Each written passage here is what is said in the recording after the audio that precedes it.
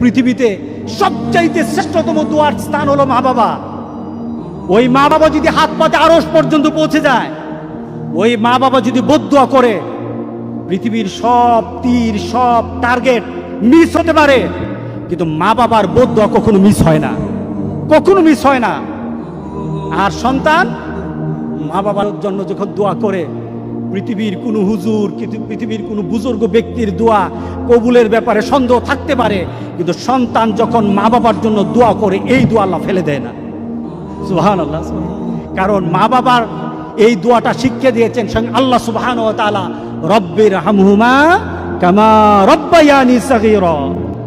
আপনি কবরে থাকবেন, আপনি প্রত্যেক নামাজে আপনার সন্তান দোয়া করবে আপনার জন্য, রব্বির হামহুমা কামা রব্বায়ানি সাগীরা। পড়েন, মা বাবার জন্য দোয়া করেন প্রতি নামাজে বলেন মা বাবার জন্য, রব্বির হামহুমা কামা রব্বায়ানি সাগীরা।